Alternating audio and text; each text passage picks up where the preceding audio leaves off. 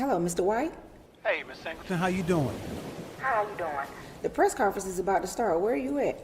Okay. I'm on my way. Okay, see you soon.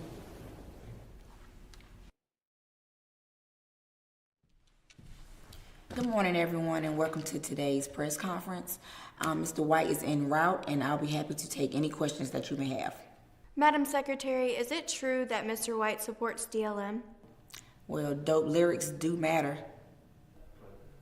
Madam Secretary, is Chris White the future of rap music?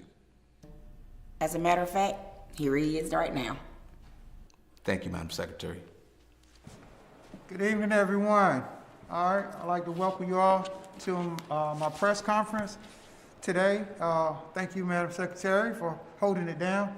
I see we have a lot of representation from the press. Do I have any questions? Thank you, Mr. White. My question is, our world is in such a state of confusion. How are your dope lyrics going to bring clarity and healing? You know what? Let me say it like this. Okay. Check, 1, 2.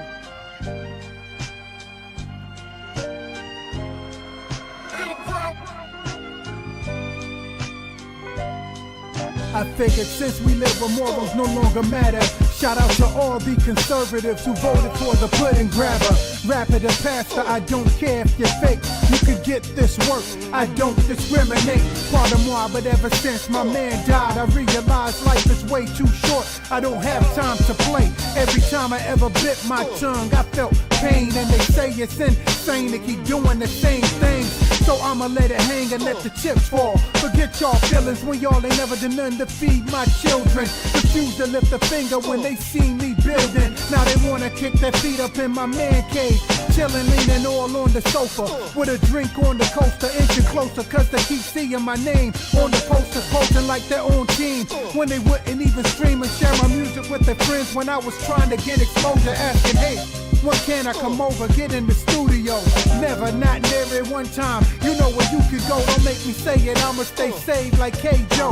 Got my business though, I'ma stay paid and lay low. With a bag of chips, I dip in crypto. I blow the whistle on violators, I earn my stripes. I'm the official, I can wipe my hind part with the game like a tissue, but I have nothing to prove. So really, it's not an issue. Steps are ordered on the mission, God told me to come and get you. So rest in peace, Carolina Black dude, I miss you. And I'ma drop your name every now and then just to keep your legacy alive. Make sure they never forget you. So much promise and potential. To me, you were instrumental. Saturated in my vision like an oil that's essential in this. Readers or leaders call me Mr. Fundamental Tim Duncan. But instead of buckets, I be dropping wisdom I gain. Spending time in his presence with the scriptures on the canvas of your mind. I'm great to paint a picture so vivid. Each line's like 1,000 words. I'm so ahead of my time that I sound absurd. While some were hunting rhyming words, nouns and verbs, I was being humiliated, learning how to serve. Practice, I hold the title of a trill MC. Now we can both wear the belt, but to what degree? My penmanship was found in the depths of the sea. There are levels I don't think you wanna go this deep. Now double check yourself, or you wreck yourself. I handle disrespect like, oh my drink. With a fist full of hair, I'ma keep it funky with you, put your nose in it. Since you think stuff don't stink, pride comes before a fall. If you're feeling gigantic, remember the Titanic. Now let that sink.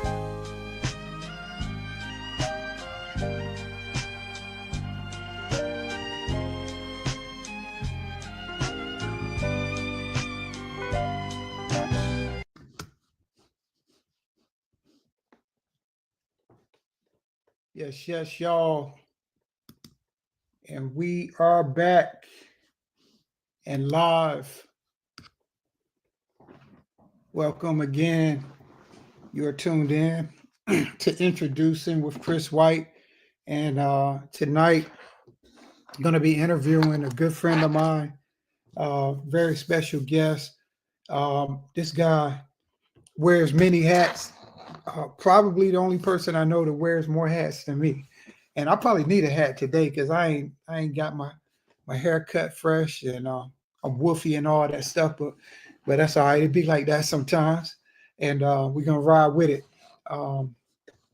But I hope y'all tuning in live on Facebook and YouTube. Y'all can see me. If y'all can't comment on Facebook or wherever you're streaming from, make sure that you subscribe to my YouTube channel.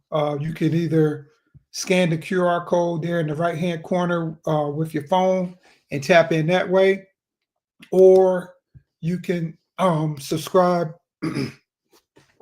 by going to YouTube and type in @Y Records. I got a goal to reach 500. We're at 200 and some right now. That 200 and some going to turn into 200 and something thousand pretty soon. We walk by faith and not by sight. So y'all stop playing and go on and make it do what it do. So speaking of making it do what it do, I want to introduce y'all to my man, D-Ray. D-Ray is a DJ. He's a producer. He's an entrepreneur. He's a family man. He's a businessman. Most importantly, he's a man of God. He's a man of faith. And whenever we get together, we always cut up and have a good time. So I expect nothing less tonight. So without further ado, y'all put your virtual hands together. My man, D-Ray. Hey, man, what's going? You know what? Put your Cash App up, because that introduction requires some kind of financial backing. Hey, that's what I'm talking about, man. Hey, I'm gonna put it up there later tonight, man. But yeah. I usually hold up. Matter of fact, I don't know what happened to my my joint. I usually keep it up there. It's hashtag intro with Chris White. So I don't know why that thing ain't showing like it's supposed to. Hey, man. Hey. All right, look here. We got who's this? Quay Smith saying, "How we doing this evening? We doing great. We doing great. Now that you're here, we appreciate you tuning in. Hold on, I can't do that. I gotta bring that comment up on the show. There it is. You know What's good? What's good, cuz? That's what I'm talking about. Yo, so look, man. We're gonna try to keep this thing to like an hour and some change, but I know you and I could get long-winded, man. Hey, man. Hey, let's get into it. We get together. So I got some topics I want to touch on. The first one, you sent this video to me. You were the first one to send this to me. Right. But I'd already got wind of it. I saw some of the clips, and it was the interview. It was Isaac Curry with the manager of Maverick City, Norman Giamfi. He's like Nigerian or something like that. So during that interview, man, he was saying some things, man, some good things and some things that was kind of wild to some people. I want to get your reaction or your thoughts. What did you get from that interview? You know, it was watching that interview. It really sort of spoke to the duality of trying to navigate the Christian and gospel music industry, because on one hand, you definitely want to have your business laid down. You definitely want your business to thrive. You want your revenue to come. You want to be able to go where you want to go, do what you want to do. Yet there needs to be the other thing that should be attached to that kind of music: the compassion, the ministry, the people skills, the praying, the meditation, and all of that was absolutely absent from that video. Wow. And to me, he made some really, really good points regarding business and the music industry, that if it was any other genre, for me, it would be like, okay, this is a masterclass and we need to watch this. But the fact that this was gospel in the Christian space, I think it made a part of my spirit, man, a little sad. And so, it was difficult to watch it, to be honest with you. Yeah, It really was. and I definitely feel you on that. And I hadn't really looked at it from that angle Mhm. until I heard you say something that day we was having a conversation, and I was like, you kind of feel that, you know what I'm saying, that type energy coming from it. But I was kind of more looking at some of the positive things that Right. I drew from it. Mhm. One of the things that I thought was kind of positive from that was when he said that how did he say it? He said that that singers need to make songs, or these Christian artists, gospel artists need to make songs that are more singable. Absolutely. You know what I'm saying? Like it's Mhm. like people don't want to. I can't speak for all people unless I'm people, and I am people tonight. Right. I'm people, and I don't want to hear a song with all these runs and you running up and all these scales with your voice that I can't do. Mhm. When I'm riding in the car, I want to sing along with songs that I can actually sing. And Right. so I did think that part of what he said was kind of dope. But at the same time, it's like I feel what you're saying, because it's like you couldn't really feel any kind of connection with God with what he was saying. Right. And it was one particular part of the interview where he was talking about the Marvin Sapp song "Never Would Have Made It," which Yeah. is basically a staple Hmm. in gospel music. And he basically came to me. He sounded very arrogant, very elitist when he said, I didn't grow up poor. I didn't grow up in the hood. I didn't. My dad was this. My mom was that. So that song hits different. That song don't do nothing for me. Yeah. And I felt like that was very elitist of him in an industry that people look to for healing in, Yeah. and I didn't really like that at all. Yeah. And Um, I caught that part of the interview. I saw that, and he was kind of saying what's up, Amnesty? All right. And hold on, get these shout outs in here. What up, Jay? And so I kind of heard that part too, but I also heard what he was trying to say is that people in his generation are mhm. not really buying that type of music, Right. and so they kind of tried to create a lane. They tried to create a new lane with people of their generation with stuff that they can vibe with, Right. because they don't identify with the struggle. Part of that I buy, but Mhm. there's another part of that that says keep living. Right. Right. Yeah. Yeah. It's not a question of if, it's a question of when. Yeah. And for me, it's we have done battle for those of, as I say on Blast Music and other podcasts, for the uninitiated. Hmm. Chris White and I and a lot of other creatives, we've gone on podcasts where we've had to go to war with people who don't respect creatives, period, don't Right. respect Christian creatives. They expect us to show up for free and all this other stuff and all this other nonsense. Talk And about it. to me, this is what happens when the church, and I'm about to throw a grenade in the conversation. This is what happens when the church does not take care of business as it should. You invite people to come in, just like you invite people just like Mr. Gyamfi to come in, and this is a straight business person, Hmm. and that's what happens when, after years and years and years of, trying to pay your local rapper with a chicken dinner, and Right. it's like, hey, we're not paying, but we're gonna give you this exposure. And it's like, wow, that's good because my rent was 800 exposures. No, it's not. And so and so that's kind of the price that you pay.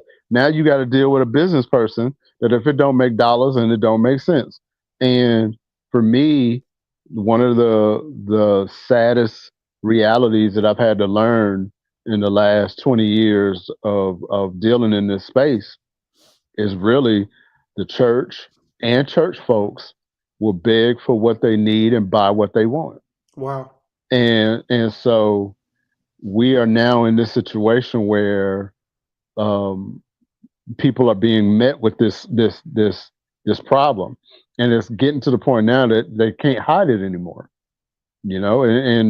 And now it's filtering into the musicians. It's filtering into the creatives, and not just the Christian hip hop artists. Really traditional gospel artists now are being met with this duality of where is the business? How can I make a living doing this? Right. Yeah, go ahead. No, I was just gonna say, man, you made me think of something. Of all people to bring up in this, years ago, me and my man DJ KC, rest in peace. We rode down to the Holy Hip Hop Awards together, Boy. and we didn't know each other until that weekend. We always said we left as strangers and came back as brothers. You know what I'm saying? 8 hours to Atlanta and 8 hours back to Kinston. Right. And so, but when we got down there, Cross Movement was there, and I remember being in the room, sitting beside, of all people, I was sitting beside Fanatic. You know? Wow. Yeah. And so I'm asking, you know what I'm saying? Right. So I remember I was asking, I was like, yo, man, I'm just trying to be, just straight up, man. Like, cause I thought Cross Movement was killing it. And I was like, yo, man, I was like, man, how do y'all make money off of this? and dude responded to me. He was like, I don't know. It was like, because they wasn't really killing it like that either. I mean, they were more popular than everybody else, but everybody in the Christian hip hop side was like trying to figure this thing out. Like it just was not, the money was just not there. The infrastructure just wasn't there. Like with secular music, man. And so I just thought that was ironic, man. You just took me back to that moment. And the funny thing about it is that when you look at the industry, and Chris, I'm a researcher of the industry. Gospel music as a whole is probably one of the least bought.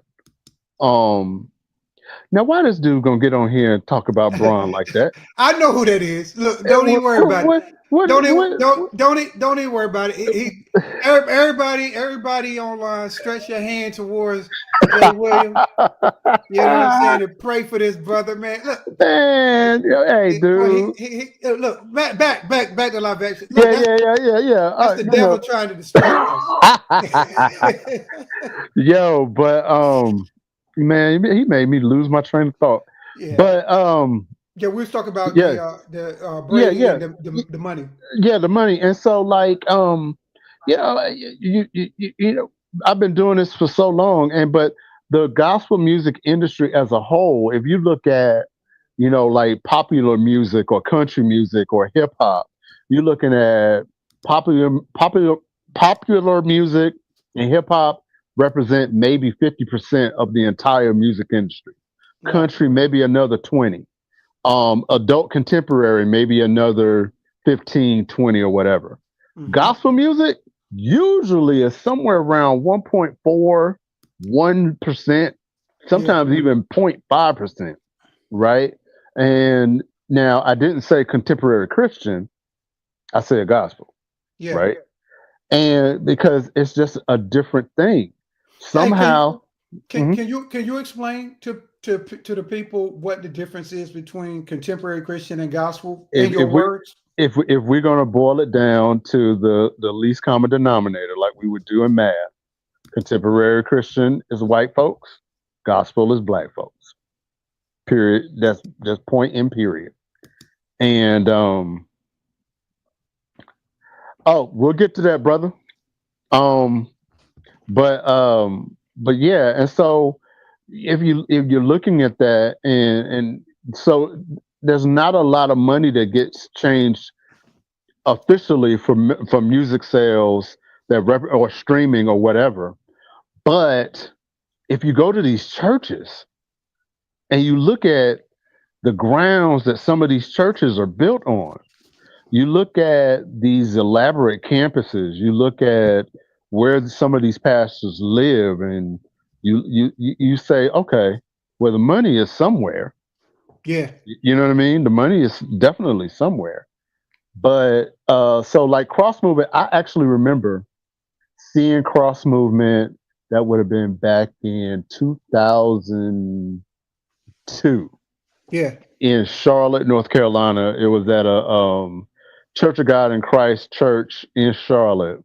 Mm-hmm. And I remember the show, and it was like standing room only, right? I don't remember if we paid to get in or if they took up an offering, but I do also remember that they were selling CDs there, and I don't recall a lot of those CDs being sold. Yeah.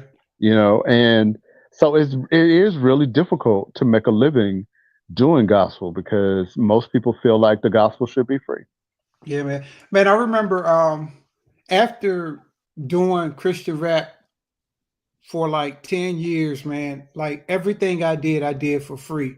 Absolutely. Mm-hmm. Like my first Christian rap project was a 3-song single, like a maxi single. Right. It was called Bounce. Had a song on it called My Man. Mm-hmm. And what was the other song? It was Bounce, My Man, and gosh, I can't remember the third song I had up there, but it was three joints up there. Right. And so I went through the whole thing with disc makers or whatever, pressed up 1,000 of them joints, and this is what I remember about that. I gave away, performing at churches and whatnot, 900 of those CDs. Yep. I only sold 100 out of 1,000. Mm-hmm. You know what I'm saying, of those CDs. Mm-hmm. And then fast forward, I did other projects, and I did Pick It Up. Matter of fact, let's Pick It Up. I did Pick It Up in 2009, and I think I had about 1,000 of them joints pressed up and everything. Mm-hmm. Same thing, man. Like everywhere I went, pretty much, I gave a lot of them away, and then it got to a point where it was costing so much. Like I would go out of town, man. I had to pay for hotels. Yep. I had to put my dogs in the kennel. Yep. You know what I'm saying? And yep. if the performance is on the weekend, if I put my dogs in the kennel, they got to stay the whole weekend. I got to pick them up Monday. So I got 3 days of kennel fees. Mm-hmm. If I bring my children with me, I got to feed them. And they ain't studying here in Daddy Rap, so I got to have some entertainment or something planned for the weekend. So every time I go on a trip, it's costing me, right? So man, I prayed about it, man. I was like, God, what should I charge? Like what would be fair? Because I don't really want to charge people, but God is holding us accountable for our stewardship as well. And so I had, learning that, you know what I'm saying? Like you got to be a good steward of what God give you. You got to be a businessman if you're going to be in business. So so I prayed about it, man, and I believe the Lord told me He was like 300 per show. So if I did a show every weekend and I got 300 a show, that'd be like 1,200 a month. That would be comparable for putting on a concert. Yeah. Mind you, I don't open up for, before I got saved, I don't open up for Jay-Z, Rakim. You know what I'm saying? Raekwon from Wu-Tang Clan, some big names, and I done been places where the speakers were to the ceiling, and the artist wouldn't even come unless you was talking 10K or better. You know, absolutely. So So it's just crazy, man, how in the church they wanted everything for free. And I'm like, yo, why don't y'all get that we out here trying to save people?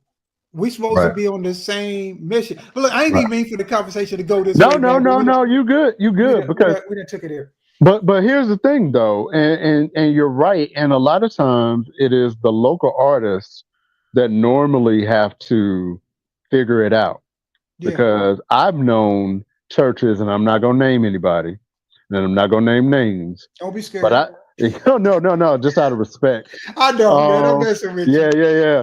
But I have known churches that will not pay a local artist to come in and to perform and to minister, but will then turn around and spend upwards to $30,000-$40,000 for a secular artist to come in for someone on staff's birthday, Yeah. right? And not blink an eye. Right. Or you're trying to say, hey, I'm trying to do a show that we got all of these young Christian hip hop artists, and we want to do like a youth thing or whatever. And they're like, okay, but we ain't gonna sponsor it. We ain't gonna do this. We'll let you put the entire thing. Wow. But Kurt Franklin come in. Oh, we're gonna get a second mortgage for that. Right. That's crazy. And so that has been the paradox for a very, very long time, which Man. probably will go and lead into when you start talking about Lecrae, Mhm. because what happens when the well is dry where you are? You got to go where the water is at, Yeah, and no doubt. sometimes that water is somewhere. Sometimes it's outside of the church. Yeah, absolutely, man. Man, and look, you taking me back, man, to the Holy Hip Hop Awards again. Mm-hmm. Because also that same weekend when I met Cross Movement for the first time, I also met a guy by the name of, I don't know if you had the pleasure of meeting this gentleman, DJ Lace. I think I've heard of him. Yeah, I don't think DJ I've met him. I believe DJ Lace's government name was Lawrence Stroman, but Mhm. Lace was a pioneer with the Holy Hip Hop community. Mhm. He was real big with DJ Eddie Velez, and then when they had the Holy Hip Hop show and all Right. this stuff, and I actually was on a couple of DJ Lace's mixtapes, and Mhm. because he was one of the biggest Christian rap mixtape makers, you know what I'm saying, Right. at the time. So Lace was crazy respected, man. Rest in peace to DJ Lace. But this is one thing that Lace told me at the conference, because we had these breakout sessions where we're trying to figure out how to best practices and whatnot. Mhm. So Lace told me this. He said that every artist is like a space shuttle, and you got to have a launch pad. Facts. You know what I'm saying? You got to have a All launch pad. facts. And the thing is, your launch pad is your hometown. Your launch pad is supposed to be your home church. And the crazy thing is, the thing that's supposed to be the launch pad, you know what I'm saying, they don't want to help you blast off. You know what though? And shout out to Blast. But You know what I mean? Oh, no doubt. That was a good plug right there. yeah. But the real talk is, and 20, 30 years ago, that was absolutely the case. Yeah. But with the entrance of the internet and how the internet changed independent music, your launch pad now can be wherever your tribe hears you. No doubt. Perfect example. My wife, who is a singer, my wife's name is Meek. We did her first single called Seasons Change, and I think that was in 2012-ish, somewhere around in there. We had more sales and streams in the UK and in Europe than we did in our own hometown. That's a blessing. And while it is a blessing, it is something that you have to kind of side eye and go, what's going on here? You know what I mean? Now, without the internet, we'd have never got that. Yeah. If without worldwide distribution, we would have never got that.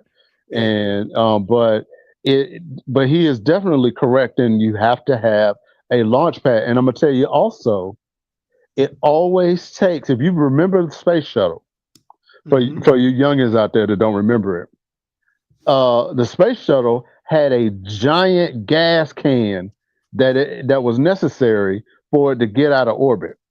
That means Okay. it takes a lot of resources to blast off and to get put in orbit. Now, once you're in orbit, you don't need that much because you're in orbit. You need to work and you need to be an expert and you need to know what you're doing, but you don't need the resources once you're out there. Yeah. But it's getting out there sometimes that a lot of us run into, these hurdles and these challenges because you need the resources. Hey, look, bro, you you started something tonight, man. I got a million questions lined up to ask you, and I ain't got to none of them yet. It's all good. Come on, But let's do it. but it's like, man, you just hit something like because even like with my platform, like if you haven't subscribed to my channel yet, I need y'all to subscribe, man. It's like Facts. there's some people who I know love me who might give me a kidney if I need one, but I can't get them to subscribe. I can't get them to stream. I don't need the kidney. I need you to subscribe. I need you to look up there in the right-hand corner and put your phone up there and Right. hit the QR code or go Right. to YouTube and type at WIYH Records and just click the bell, man. You know what I'm saying? That's what we need, man. But it's like a lot of times it's frustrating when people won't do the free stuff, man. Yeah. They won't do the free stuff. I'm like, yo, man, y'all swear y'all love us and y'all swear y'all support us. But the only way they'll support you really is when you go off and blow up, and then they like, now we want you. You know what I'm saying? Like somebody else got to recognize you. It's the old adage, Jesus couldn't do great works in his hometown. Because that was like prophet is not honored in his home. Some people be like, oh, that's Jesus. You know what I'm saying? The King of Kings, the Lord of Lords, and the Son of God, and they be like, that's Joseph's boy. Right. That's that's that carpenter's son. You know what I'm saying? Absolutely. So yeah, but look, man, let me get to my second question, man, because we're gonna be on the same question all night. So also, another interview that I saw, and I think you might have seen this too. Mally Music and Jay Williams did an interview, and they was talking about there need to be less gatekeepers. And when the guys asked them, like, well, who are the gatekeepers? They was like, well, we don't want to say. And they was like, nah, like drop names or whatever. But they was like, saying they was like, man, if we tell, you know what I'm saying, we might get killed. And then dude was like, is it really like that? And Mally Music was like, yo, didn't they crucify your savior? You know what I'm saying? But so if you saw that, I don't know if you saw that interview or not. I did. What were your thoughts on that interview? So here's the thing about gatekeepers, and you and I, and shout out to Omega Sparks, shout out to Mike Jeezy in Atlanta and his mom and his sister. We have debated and talked about these gatekeepers for years, right? The problem is that sometimes we don't really know a gatekeeper when we see one. You know, it's not somebody that you can name. Right. For example, there have been gospel gatekeepers that have kept Christian hip hop off the radio waves since the early 80s. You know, it was some program director and some radio station before all of it became one program director in New York that plays everything for everybody. It was one program director that was that ain't gospel, I ain't playing it. Yeah. They don't sound like commissions, so I ain't playing them. That don't sound like that ain't the real anointing. Sometimes I really hate it when they say that word. Right. But that ain't this, that ain't that. And they make the decision to hold somebody up that could really be effective in the kingdom, right?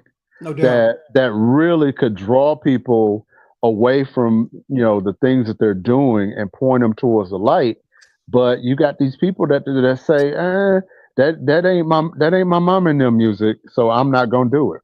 I'm not gonna play it. And you really don't. Shout out to you, bro. Hey, appreciate that. Yeah, and so you really don't see these gatekeepers a lot. Now, what they were talking about, yes, there is an element. We just talked about one of those elements in the previous segment, right? Yeah. Like the guy that manages Maverick City. Mhm. Now, I ain't accusing nobody of anything, and I'm entitled to my opinion. But Chris, me and you ain't been saved so long that we've forgotten what a street dude look like when we see one. Right. Facts. You know what I mean? And there is a price and a cost for trying to challenge a person like that when you're trying to assert something that they don't agree with. Yeah. There is a cost for that. And yeah, people have wound up missing behind that. People have had their careers upended. People have, and it gets serious like that. And No doubt. I hate to say it, and if you really, really think about it, doesn't it make sense that the biggest demons would be in gospel music? Wow. That's a mouthful. Doesn't that make sense? That's a mouthful. Wouldn't that make sense? Yeah. No doubt. And you reminded me of something too, man. You keep giving me PTSD, man, from things I experienced back in the day. That's because hey, look, that's because me and you trauma bond, man, because we've been through it, dude. Yeah. But yeah, man. So yeah, but like when you was talking about the gatekeepers at the radio stations, right? Yeah. So there was this local radio station in my hometown. And I will name drop. They don't even exist anymore. It was WELS. It was 102.9 in Kinston. And I used to go down there because I was on my own producing the broadcast for my pastor at church. So I was recording the podcast, the broadcast on CDs and cassettes at church. We were selling tapes at church after service. I would take the pastor's message home to my studio, chop the message up. I created an intro and an outro with an original song and all that stuff for the church. And you know what I'm saying? Boom. And I would take the music down there and the message every week. So I'm going down there and I'm doing that. And I got relationships with the DJs and the program directors and all this, that, and the third. And so they had this show called, what was it called? Ready for the Spotlight. Okay. So it was called Ready for the Spotlight. And shout out to my man, DJ Nikhil Jackson. Nikhil used to, do as much as he could to help me out. He would definitely play me on Saturdays. And so, but I kept asking him, I was like, yo, the show's called Ready for the Spotlight. Like, when are we going to be ready for the spotlight? Why y'all won't play our music during prime time? You know what I'm saying? Like, you'll play our music at 7 o'clock on a Saturday morning. Who's up listening? At 7 a.m. So I got to get all my people to tune in to the radio station at 7 o'clock on a Saturday. They sleep. They sleep, dog. And so, so long story short, man, fast forward. I used to go in there and ask them to play stuff. And one day, man, I'm riding in the car, I'm listening to it. You know who I hear on my radio preaching? Minister Louis Farrakhan. Wow. So Farrakhan can have a message playing on the gospel station. And you won't play the Christian artists who out here trying to keep people off these streets in the city. You know what I'm saying? But it let me know, man, it was all about the money. It was like, it is. Whoever paid to have their stuff played. And if that didn't tell me it was all about the money, nothing will. Because you have somebody that's contrary to Christianity, their message can flow But you won't play these artists who out here grinding and out here doing ministry in the streets and in the prisons, man. Mhm. It was crazy to me, man. Yeah, and I mean, look, bro. I mean, one of the sad realities that we have to look at is that this is the music business. What? Why? Don't worry about that. Don't worry about that. Don't worry about that. What, Don't worry about it. He's trying to get banned. It's a, Hey, a man, tro- you it's can't. a, Hey, you it's a can't ban bot. Jay. Hey, Jay will pull up. You can't. I done heard about Jay. You can't ban Jay. But Look, Curry. no, he's much better than that other guy.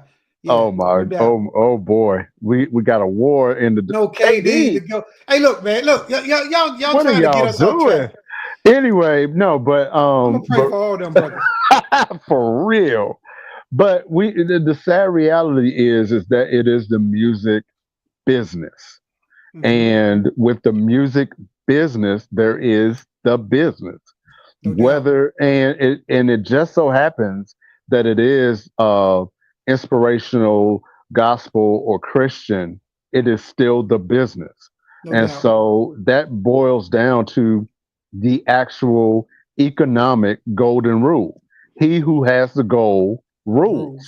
No doubt. And so and but at the same time, for those of us who know how to hustle and we know how to pivot, challenges like that, if you are really on your game, you start developing workarounds that, like, okay, if I can't go to this radio station right here, let me go up here and and create a relationship with this college radio station.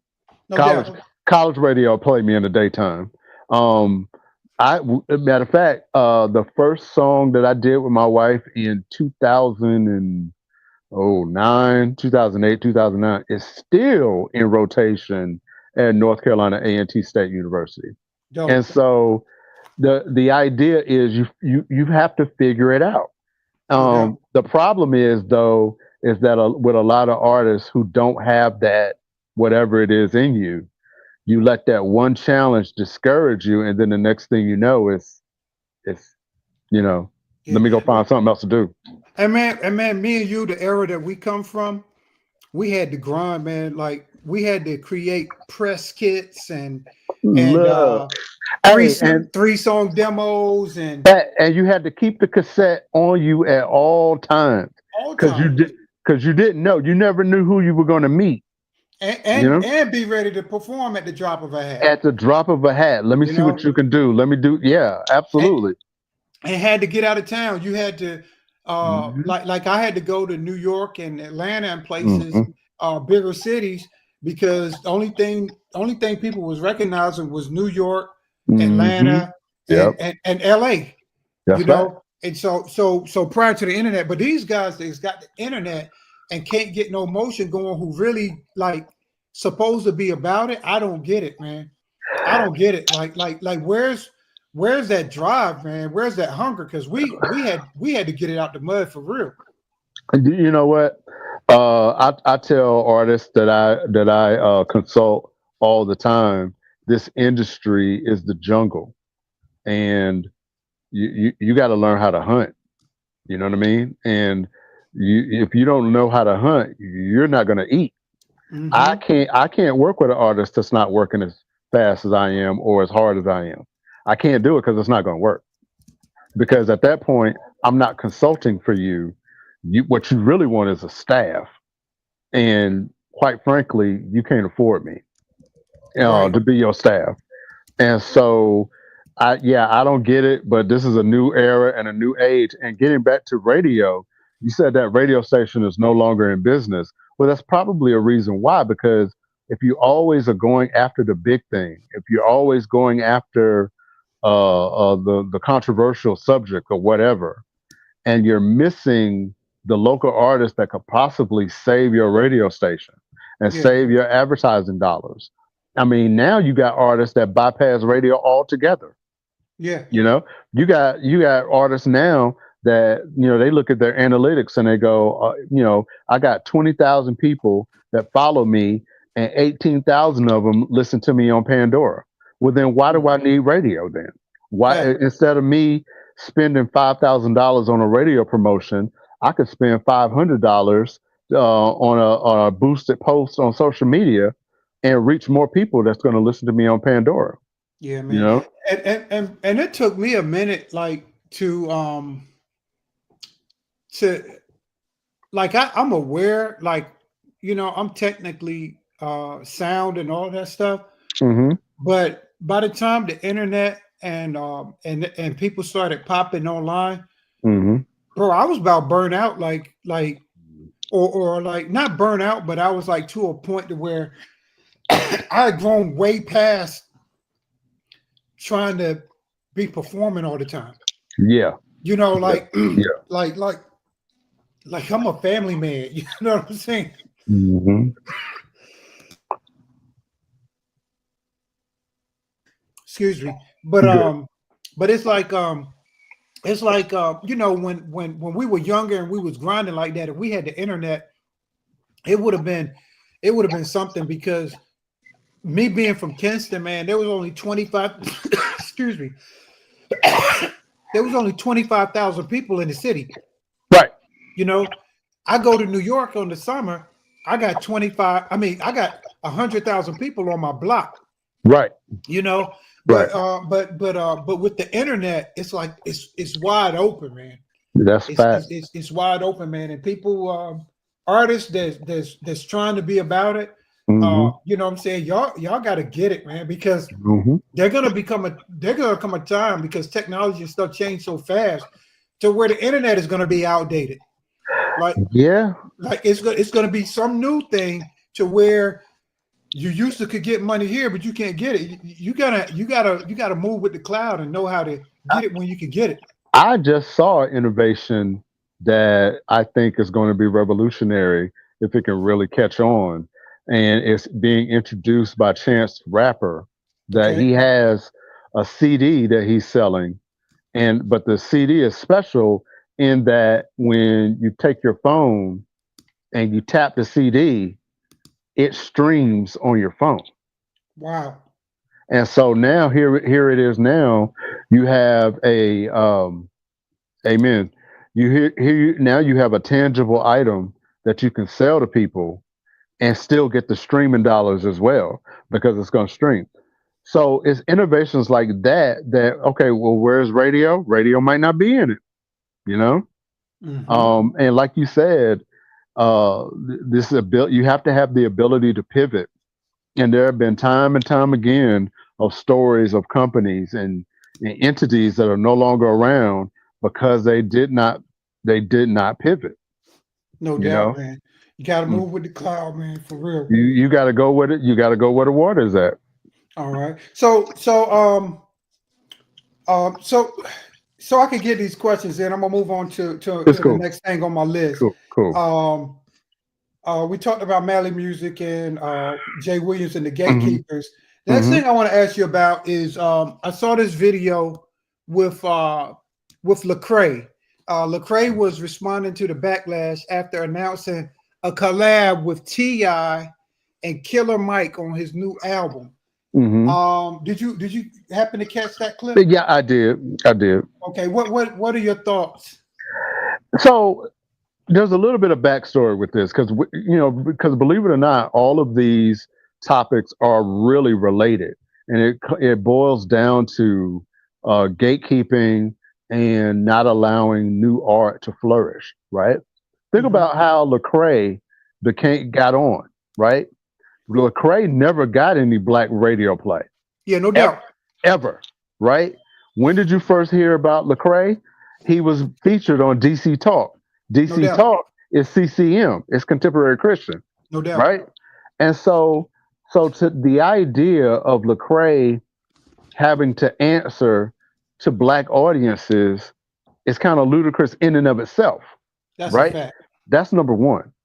Number two, I think back to an article that I read years ago about from Herbie Hancock, when Herbie Hancock is a jazz musician, played with a lot of greats. He played with Miles Davis and and a lot of Chick Corea and a lot of jazz giants.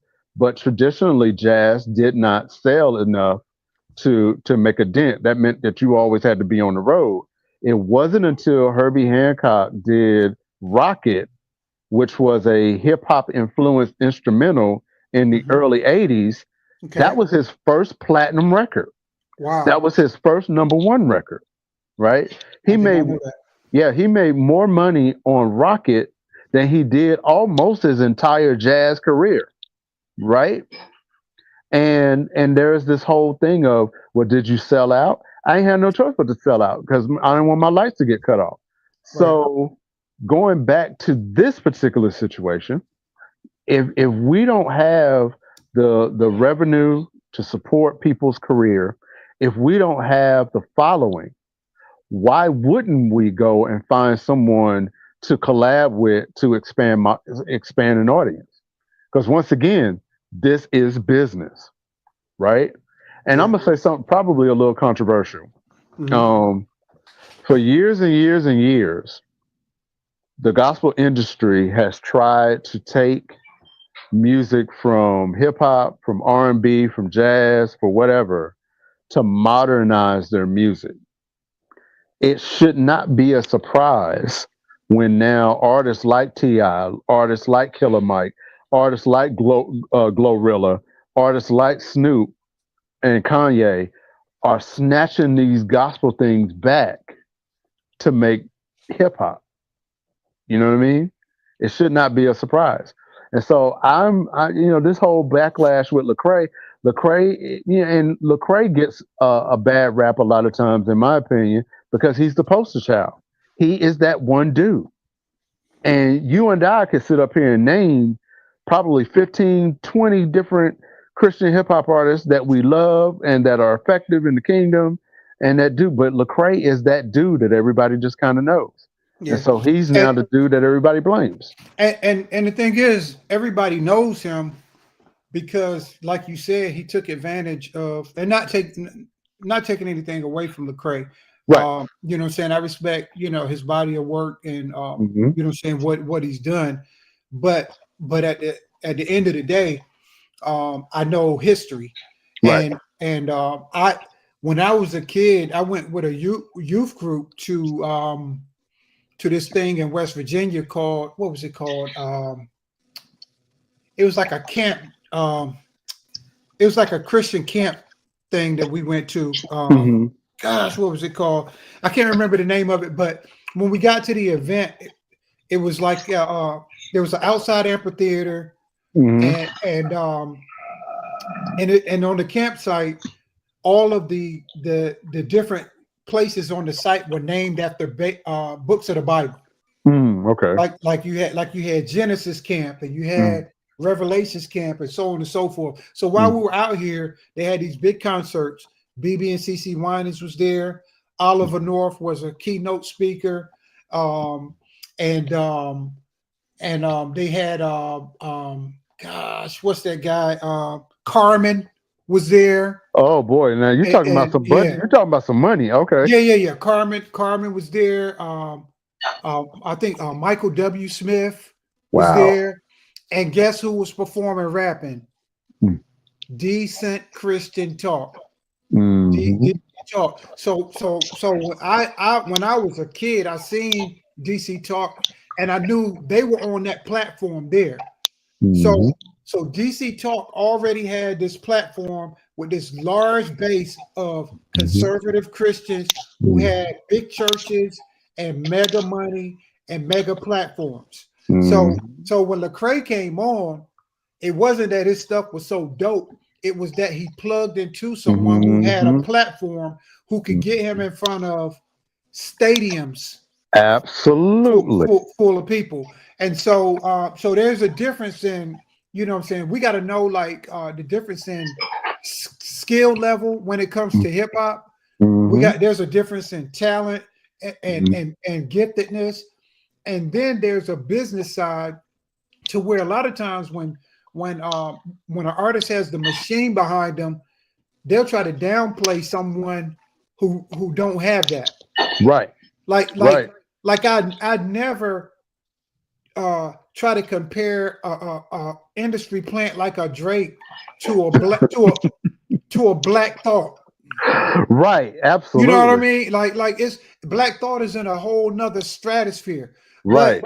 But if you listen to some of these young people who don't know anything about the culture, about the business and how things work behind the scenes, you know what I'm saying? They'd be like, well, look at how many he sold, and look at how many albums he sold, and everything is not all about album sales when it comes to hip hop and real hip hop. So yeah, but anyway, those are my thoughts on that. Another thing that I saw that you had spoke on was you had posted on your Facebook about this John Tillery guy. He announced that he was walking away from the gospel industry, or the gospel music industry. Man, I don't even know really who John Tillery is. I looked up and I saw he had won or was nominated for some Stellar Awards and stuff like that. But I'm not familiar with his music, and honestly, I'm not familiar with a lot of gospel music because I'm a hip hop head. But what was it about that story that kind of moved you or got your attention? Well, and while I'm not necessarily all that familiar with his work as well, it is the compellingness of his story when he said, "It is with a heavy heart that I'm gonna have to walk away from the gospel industry." He didn't say he was walking away from music. He said he was walking away from the gospel industry. And some of the things is like, he's talking about the manipulation, the manipulators that are in the industry. He talks about the people that will, and this is one of his post quotes. He said, "You see, people will take your music, your gift, your heart, and mishandle it. They'll lie with a smile, manipulate with scripture, and hide behind kingdom work while doing nothing but kingdom damage. Wow. They'll ask for your support, but never show up for yours. They'll pocket your money. They'll pocket your money, make empty promises, then ghost you like you never mattered." Right? Wow. And I'm so sorry. Those of us that have been in these trenches for a long time, we can relate. No doubt. And we can relate to that. And it's like all you want to do, especially when the music is in you, all you want to do is produce this music and get it out there and just stay creative. No doubt. Going through this other stuff, it was not what we asked for, right? And so you get to a point that it's just like, I don't even want to call myself a gospel anything anymore, because it has such a negative stigma. I saw there was an article. I don't know if you've seen this yet, but somebody was interviewing Fred Hammond, and he was talking about the state of gospel, and he was like, the scripture says we're supposed to worship the Lord in spirit and in truth, right? The difference now is with today's gospel, we are worshiping within spirit and performance, not truth. Yeah. Because performance is where you have to do all those runs. The performance is when you have to, do something crazy that or do something very, very churchy. But it's not every day that, like, the music that you write, the music that we've written, where we talk about, hey, I may or may not know how to pay my bills today. I may or may not know how to deal with this depression or whatever. That's truth, right? Yeah. Where is that? Where is that in gospel? And it's not there. But so you have the performance that people are now starting to see through, and then now you have these musicians that can't really live their lie anymore. Right. And so now you have to figure it out. It's like, and I think maybe you and me were on a podcast one time where somebody was like, would you rather be called a Christian artist or an artist who happen to be Christian? Who happen to be Christian. I remember that. And people always say, well, you're ashamed of this or you're ashamed of that. No, it's not that at all. It is that there are elements out there that have made a mockery of being a gospel artist. Yeah. You know? And then too, it's like as an artist and as a business person, you have to ask the question, you know what I'm saying? Does it help or hinder? Or is it a bit, what is the benefit of labeling yourself a certain thing? Right. You know what I'm saying? Because and then it's like if people who are, I'm not trying to be critical of the church or anything like that, but what I'm saying is, if people who are in the church don't support you, right, financially, they don't stream your music, they don't buy your music, they don't come to your shows, they don't do any of those things. It's like what gives them the audacity or the right or the equity to feel like they got a stake in saying how you should do a thing? Right. You know what I mean? Like it's like you don't do anything, you don't contribute in any way, not even with encouragement or words. Right. You know what I'm saying? But then you want to be the one to tell me how to do this and how to do that, man. I remember they used to this show came out years ago. Now you into cartoons and superheroes and all that. Absolutely. You know what I'm saying? You look like a comic book head. I am. So you remember when The Incredibles first came out? Yep. I remember watching The Incredibles, man, and that scene in the movie touched me so much, man. It was like there was this guy, he wanted to be like down with the superheroes or whatever. And because they kept pushing him away and pushing him away, he turned out to be the bad guy. Yep. You know what I'm saying? He went, and that's how it is with Christian hip hop and a lot of people in the Christian industry. It's like you have people who have gifts in the church, and they're like, "Hey, use me. What can I do?" And you don't pay them no mind. And then when they take their talents to South Beach, you know what I mean? When they take their talents to the world, now you want to criticize them. You know what I'm saying? Because you should be doing this and for the Lord and so on and so forth. But it's like, when you had an opportunity, you know what I'm saying, to use me, you didn't. And that leads me to another story that came up recently, man.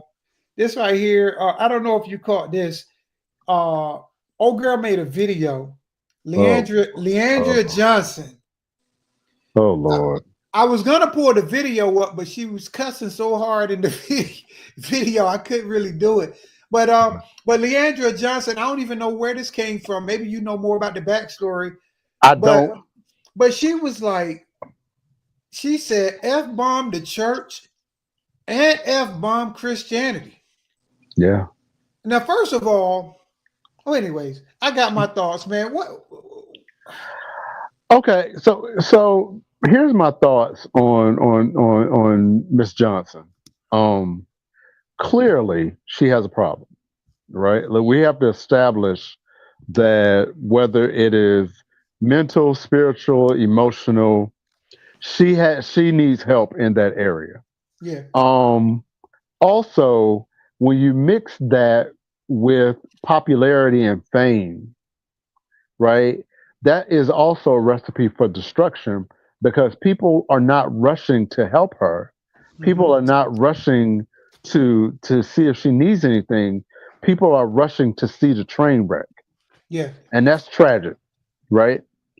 But it also points out to a certain truth if you are a believer and you're reading between the lines. If you are a follower of the way, which is what Jesus was teaching, Jesus never taught Christianity. It was called the way, right? Yeah. If you follow the way and you go back and look at it, a lot of what the way is has nothing to do with the modern church, and it has nothing to do with with modern Christianity. And so in a certain kind of way, she's exposing the fact that there is a lot of hypocrisy in what we call the modern church and modern Christianity. Yeah. Um, yeah.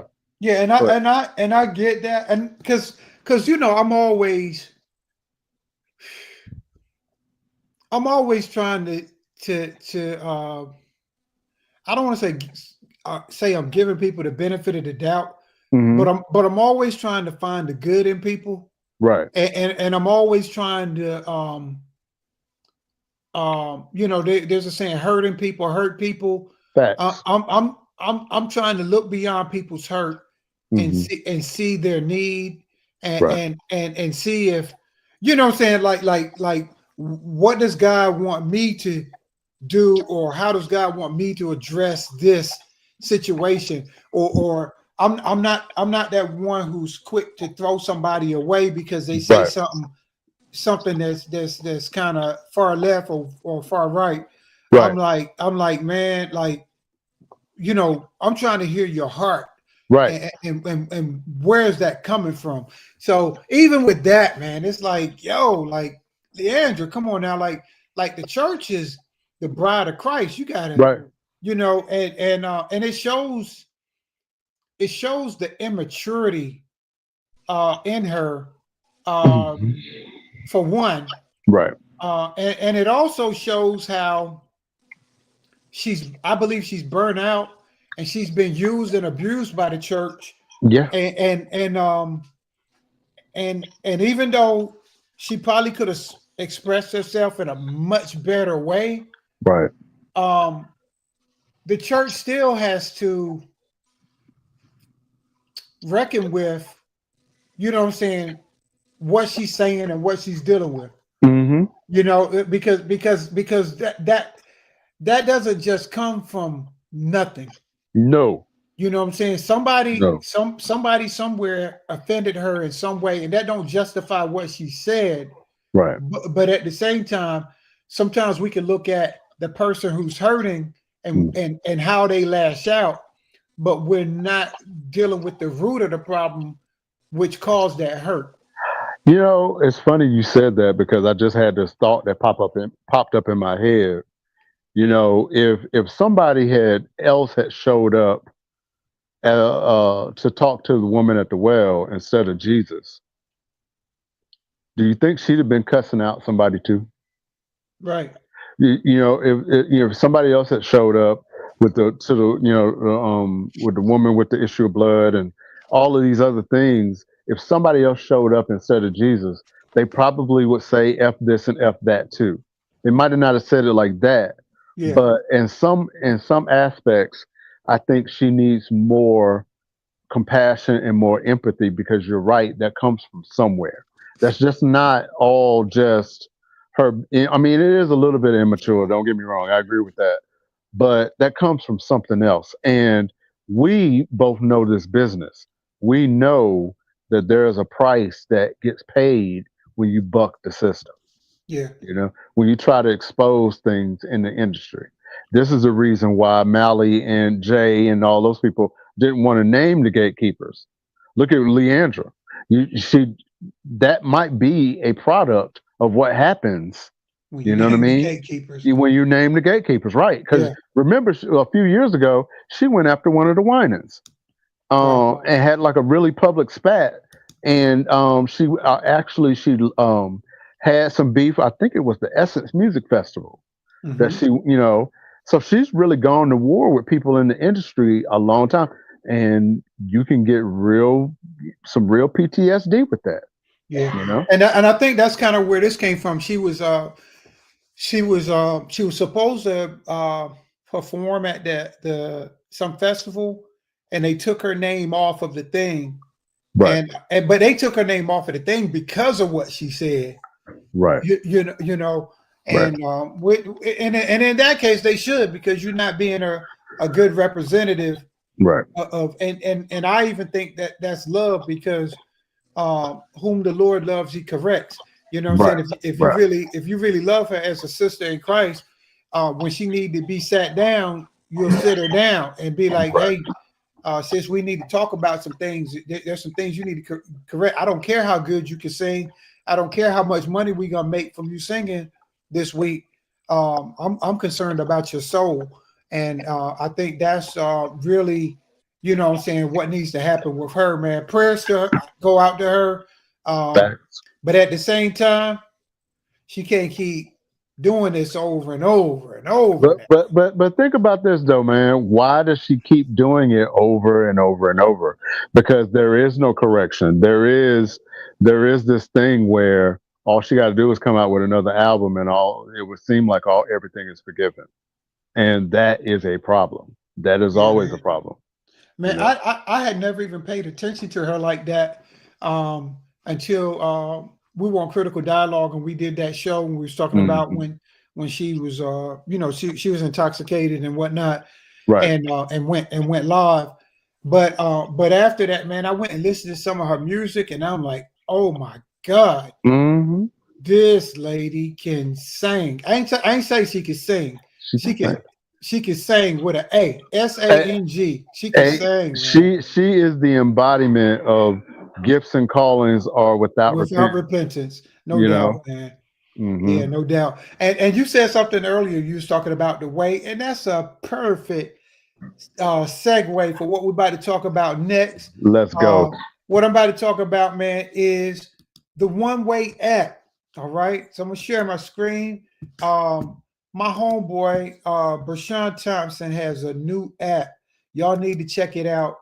Let me see here. Share screen. Where is it? So boom. With the One Way app, okay. The app is available on the Apple App Store. You can just go to the Apple App Store and download it. Now that's available on the iPhone and on the iPad. You can't get it on the on the MacBook or whatever right now, but you can get it on your phones.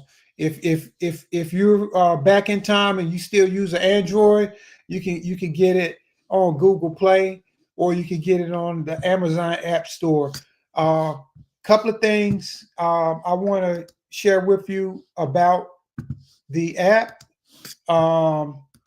With this app will help you stay connected with day-to-day life of their scouting service. So One Way does a scouting service. So they kind of help athletes who are trying to get connected to colleges and get scholarships and things of that nature.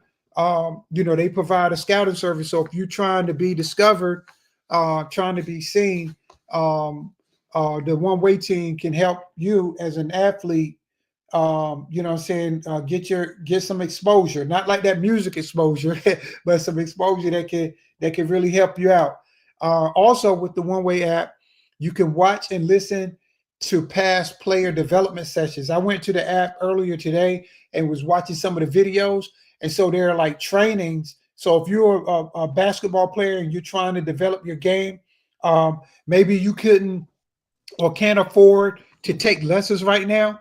There's some trainings where the One Way team was training athletes, and you can just basically watch those videos and incorporate those drills. You didn't even have to pay for them. You know what I'm saying? But you can watch somebody else and learn from their drill. You can stay updated with their push notifications. And also, there's a Bible on the app. So you can read the Bible on your app. You know what I'm saying? It's called One Way. It's a Christian-based app. The developer is a friend of mine, Brashawn Thompson. He's been a leader with Fellowship of Christian Athletes for decades. And so this app is big. So I want everybody to go download the app and, and tell people about it. Hashtag, tell people on your social medias or whatever, Instagram, Facebook, whatever. Tell everybody, hey, download the One Way app. It is absolutely free. You can also view the One Way calendar event, so you can see things they have coming up, trainings, teachings, podcasts, concerts. Plug in with the One Way app. He didn't pay me to do this. I'm doing this because that's my homie. Y'all need to tap in. Man, that's solid, man. That's hey. Once again, Chris, You're looking out for people, man. That's solid. Hey man, you're gonna reap what you sow, man. You can't That, ask people to support you and you don't ever support anybody, man. that's That, right. that That's that's right. real talk. That's real talk. So Yeah. listen, man, we done talked about a lot of things, man. Now I want to jump into a couple of more serious topics. Uh-oh. All right. The first thing I want to jump into is man, these Epstein files, man. Bro. These Epstein files. Bro. Yo, so I D-Ray. Okay, so for the uninitiated, Epstein was, from what he's being described as one of the worst sex traffickers in modern United States history, right? Did a lot of debaucherous things. And unfortunately, a lot of celebrities, a lot of ministers, a lot of pastors, a lot of athletes, a lot of politicians have at one time or another rubbed elbows with Epstein. And and I have to point out to people, it's like, back in the early, I think it was early 2000s, when R. Kelly and Jay-Z did that Fiesta track. And you go and look at the music video, that music video was shot on Epstein's Island, Wow. right? Yeah. So you have these files, and in these files, he kept very detailed records of his guests, who they were with, and what they would do, right? There are some people who have allegedly said that, he has videotapes, he has surveillance, he did that to basically keep some of these people in check, right? And there are some who say that, that he did not commit suicide, as they're saying, while he was locked up, that he was silenced because of these files, right? And so one of the reasons that I feel like our current sitting president is very hesitant about getting behind these files is because he is intertwined with these files and has been intertwined with this man since the 80s. So he was a sicko, and everybody involved with it will fall. God always gets the last word. That is a fact. And so, like we were talking earlier today, man, and I was like, what happens when you have a tumor that's attached itself to a blood vessel? If you try to take that tumor out and it's already attached, you might bleed to death because you might have to take that vessel as well. Well, that's, to me, is why our current sitting president can't divorce himself from these files. And so rather than just release the files and try to redact his involvement, he's just not going to show the files at all. Yeah, man, that's crazy. And one of the things that troubles me, man, is when they talk about the lady who was in partnership. What's her name? Giselle, just something Maxwell, I think. Maxwell, yeah. when they even sound like they're considering a pardon for her, that just disgusts me, man, because I'm like, there's nothing she can tell. There's no evidence that she can provide. There's nothing good that she can do that would warrant letting her out of jail. Right. Especially when you have all of these victims, and when you talk about thousands. Yeah. You know, you talk about at least 1,000. They're talking about victims that are still alive and have to deal with the trauma and everything that comes with the abuse that they had to endure. And now they potentially have to see someone who helped orchestrate all of these atrocities potentially be set free Hmm. by the president of these United States. Hmm. You know, like man, there's nothing she can say. There's no kind of testimony she can provide. Hmm.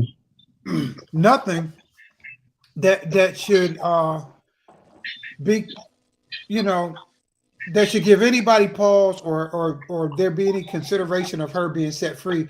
Right. I just can't go for that. Mm-mm.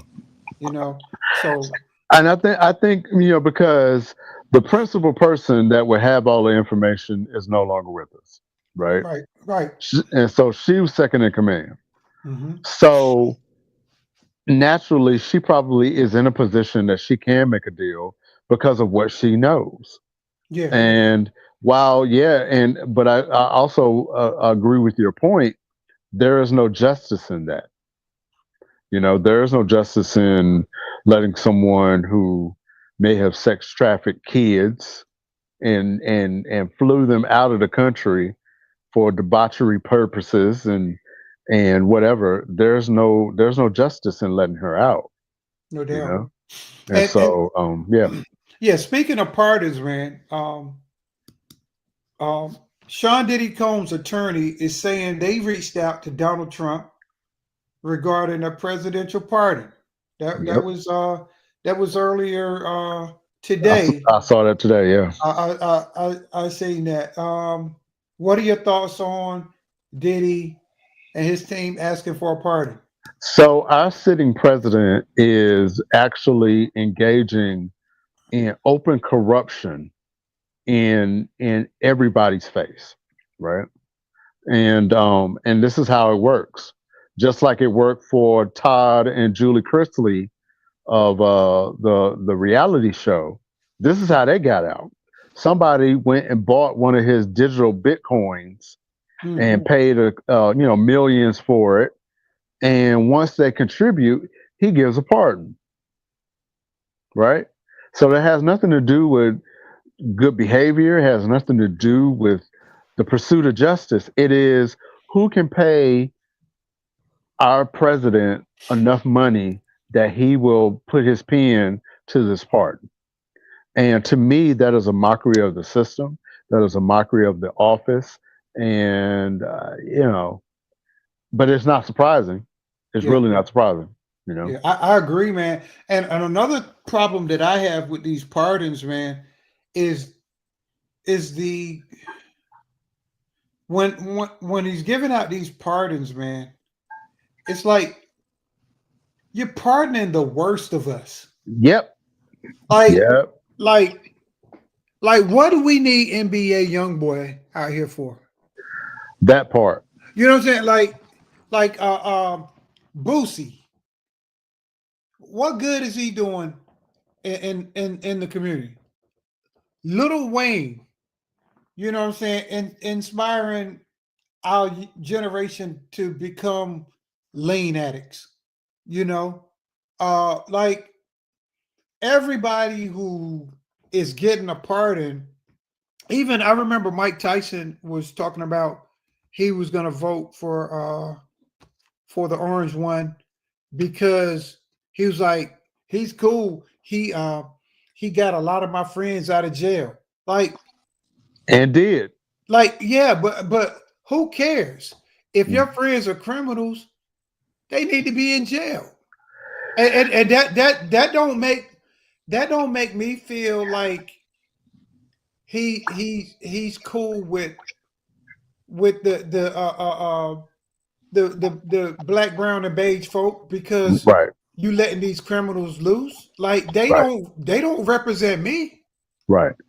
But yes, they do in the eyes of those in power.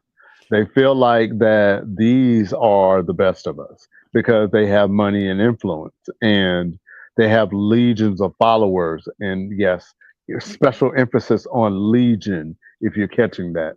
And But yeah, no doubt. but at the end of the day, it is all to pacify people to say, hey, maybe he ain't so bad because he let such and such out, or he pardoned such and such. And it has nothing to do with that either. It has all to do with how much money he can make, how much influence he can bring in, and what he can do for himself. We got people that are losing health care. We got people that can't feed their babies. And this man just built put a $200 million extension on the White House. Wow. You know what I mean? And so I don't have very high opinions of our sitting president at all. So So what I'm gonna do now, man, is it's about time for us to wind it up, man. But because you and I, like I said, we could get long winded. facts. And I don't want it to be too long, but I always try to bring some scripture, you know Right. what I'm saying, to the table. So tonight what I'm going to do is I'm going to share a couple of scriptures from two different sources. All Mhm. right, first Exodus 20 and 15. The King James Version says, "Thou shalt not steal." See, you know what? Hold on, wait a Hold minute. on, Wait, hold on. no, man. See. Hold on, man. Let me Hey. As soon as you put that up, I knew what you was doing, dude. let me preach. Let me preach. Let me preach. The Bible, the King James Version said, "Thou shalt not steal." This All dude. right. The NCW translation says, "Thou shalt not steal." STEELE. That's the new Chris White version. All right. See. Now clearly, the Bible says, "Thou shalt not steal." D-Ray, you're supposed to be a man of God. Man. Why are you still pulling for that team with the black and gold? Every this is I had an old operations manager tell me one time that 1,000 pats on the back can be wiped away with one "what the are you doing?" And I knew this was what you was doing when that came up. And so all I'm gonna say is somewhere in that same section it says thou shalt not have any idols like that right there. Come on. Yeah. Thou shalt not make any false images or any idols. And you disillusioned Cowboy fans are just, hey, it is what it is. Hey, man. Hey, and you say we might be waiting for our quarterback to get hurt, but y'all waiting on y'all owner to die. So Come that's on, that. man. Yeah, man. Come on, that's man. that. Come on. That is that. You about as bad as these LeBron fans in the comments, man. Oh, they bad now. Don't put me on that level. Don't put me on that level. Don't put me on that level. You know what? I can't believe you did that. You know what? That's fine. That's fine. Right. I got one more scripture. Here To we share. go. And then I'm gonna bring on the man that's been talking about LeBron all night, man. All right. So Matthew 20 and 16 says, "So the last shall be first, and the first shall be last. For many be called, but chosen a few." That's the scriptures, right? That's the Bible, right? Look, you don't even want to answer. You don't even want to answer. Yeah, because I know where you're going with this, but okay. Yeah, I'm gonna walk right on into it. Yeah, come on. All right, that's what the Bible says, right? All right, Yeah. now let's see what the new Chris White translation says. This is our year. The last should be first. The first should be last. It's the Cowboys' year. Yeah, it's the Cowboys' year to go to the draft yet again. Because at the end of the day, we all know that winter always comes. It's just like the Game of Thrones. Winter always comes for the Cowboys, right? This particular year, You can blame El Nino. You can blame El Nina, or you can blame La Jerry Jones. Whatever you want to blame, winter is coming early this year. Come And on, so, hey man, winter's coming early. So enjoy preseason while you can, because this is gonna get wrapped up in right around September or October. We ain't gonna have to wait to January this year or December. Christmas is gonna come early. Y'all gonna be up out of there. When we win that Super Bowl, man, remember I got this recording. I'm gonna play it back for you. I hope on everything. I hope on everything that I can grab this clip before you delete it. Are you crazy? Oh, you wild. Look, Jaden. Hey, man. Yeah. Help me out, man. He frying me over here, man. He killing my Dallas Cowboys, man. Hey, hold on. Before we get into that, you can't even talk about the Cowboys because you done talk about South Beach. You throwing shots at Brian. Like, what's up, man? What do you mean, what's up? What's What up? do you mean, what's up? Wait. First of all, we're talking about 4-time champion. We talking about the GOAT, number 6. Like, what? Okay, first and foremost, youngin, Yeah, it is. let's do a little math. All right, let's do a little math. Yeah.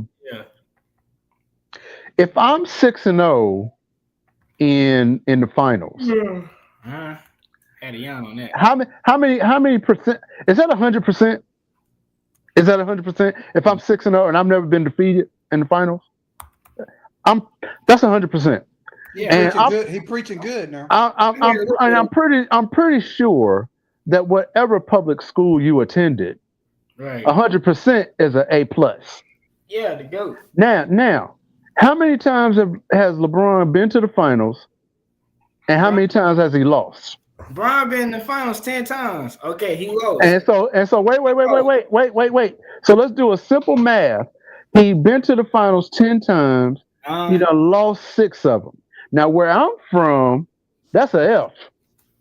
Okay. Hey, that's an F. Cool. In my opinion, like I said, he's still the greatest player of all time. Can't nobody take that out of my mind, man.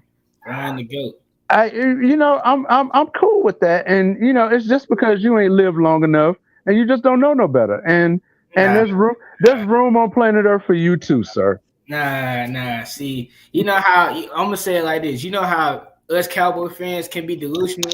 I don't know, because y'all Cowboy fans are real delusional. Are you? Hey, wait. What's your NFL team, right quick?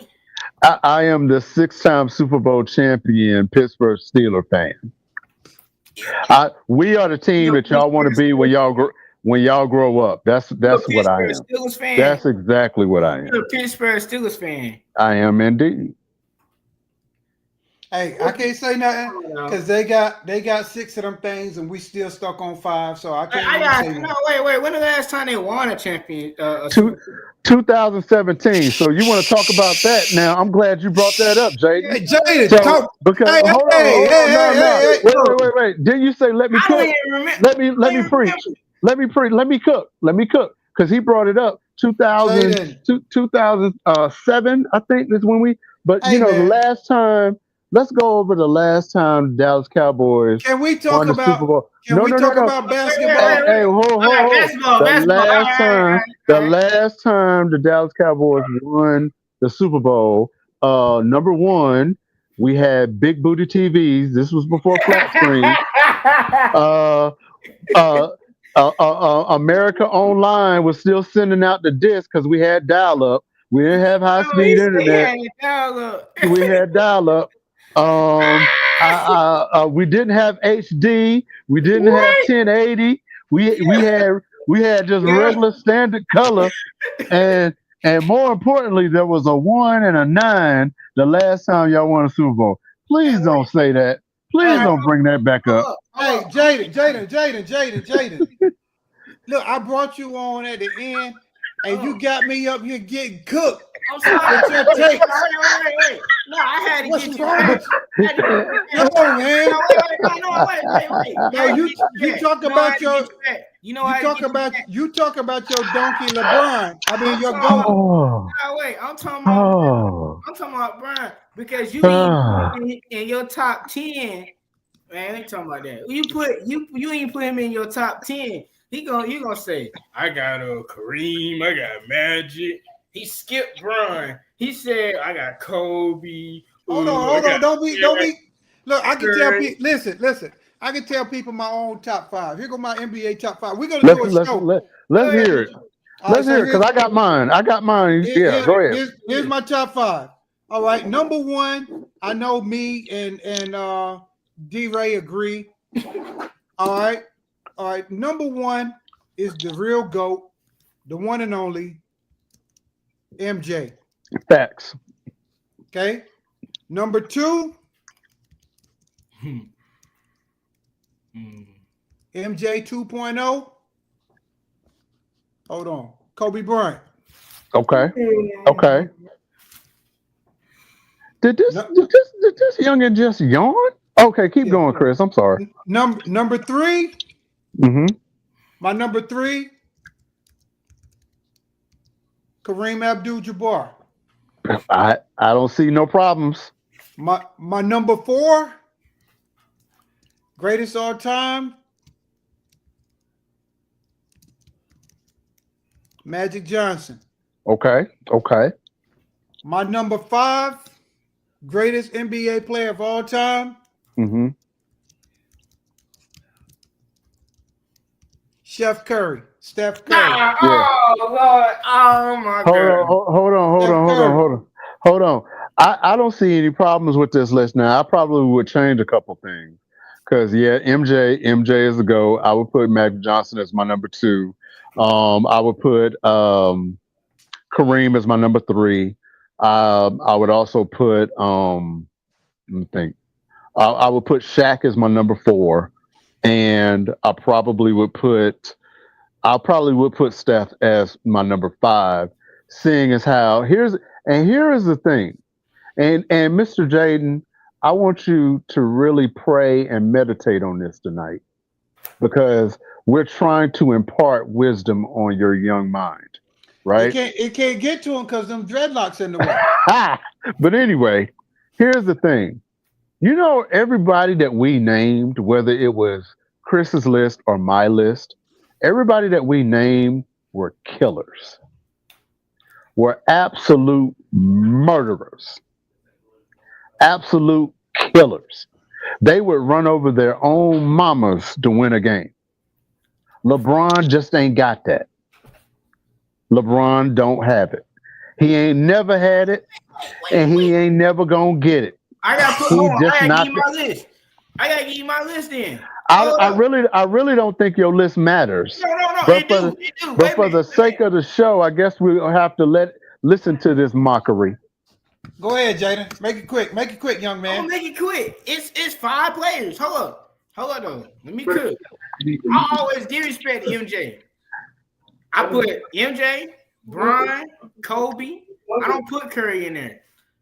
MJ, Bron, Kobe. I put Shaq, and then another person I put. Hear me out though. I ain't gonna lie. This is my top 5. Me, I would pick KG. That's just me. KD? Right. KG, not KD. KG. Are you meaning Kevin Garnett? Yeah, man. Yeah. I can't. Hey. You taking your glasses off. I'm trying to find mine. I took my glasses off to make sure I heard it right. Jaden. Wait. Hold up. You can't lie. Hold up. I'm gonna be honest. First of all, I gave respect to MJ. I gave respect to no, I don't want to put KG. I put Curry at 5. I gave respect to MJ. I gave respect to Kobe. I gave respect to Bron. Like, hey, real talk. Real talk. I would put Allen Iverson over LeBron. You out of your mind. Hey, first of all, ain't nobody talking to you. No. That's my son. Hey, what he say? That's my son. Hey, that's my son, and he just turned 13 today. So 2 or 3 of them little hairs are popped up on his chest. But you stay out of this. What he say? He said I was out of my mind. Hey, listen, what we're gonna have to do is we're gonna have to come back and do a show where we talk about our top 10 NBA players, and we'll bring these young bucks up here and let them embarrass themselves. They should, because they apparently they ain't done their homework. This man he's exactly what he said. Man, you out your mind. Come on. Look, before we go, Jaden, let me tell you why guys like me and Chris and us, let me tell you why we like LeBron, but we ain't necessarily thinking he's the GOAT. I'm gonna tell you why. There was a guy that was in the 80s that basically outplayed Jordan in college. And he was the LeBron before LeBron. His name was Len Bias. So if you go on YouTube and look up Len Bias was the same body type, the same size, and the difference between Len Bias and LeBron, Len Bias was a killer. He had an outside shot and he had an inside shot, right? LeBron can do anything he puts his mind to. Except win championships. Anyway, that is why we are not that impressed on the East Coast, because we've kind of seen it. We've kind of seen it before. Look, man. Wait, what? Oh, look. We got these delusional young men. So we're gonna have to get off here, and I'm done for the night. Everybody, you know what I'm saying? I got some homework for everybody watching. 2 things. Number 1, subscribe to the channel. If you haven't already, subscribe. You can use the QR code up in the corner, or you can just go to YouTube and type in @Y Records. Some of you have subscribed while the show was going on. I appreciate you. Love y'all. Watch the replays, watch the shorts and all that stuff, man. We'll be back here next week with another show. I got some stuff pending. I'm waiting for some people to hit me back to confirm if they're going to be available. But thank you all. Jaden, we even appreciate you for coming on. Hey, man, is that tonight. A homemade jersey? Did you make that in arts and crafts? No, man. No. Did you make that in daycare? No, hey, man, leave that man alone. I don't think that's an official. I don't think that's official. Come on now. I don't think that's an NBA issue. But I'm gonna mute my mic before. Hey, Mr. Smith, the next show is gonna be next Wednesday night. We go live every Wednesday night from 8:30 until usually it's like 8:30 to 9:30 or 10. But look, man, y'all have a blessed night. Till next time. Hey, shout out to the missus. Hey, look. I'm no Republican, Democrat, or Independent. Yeah, I'm on the Lord's side. Period. Facts. End of sentence. And MJ is the GOAT. Facts. Yeah, bye. Hey, y'all stay put for a second. All right, got you.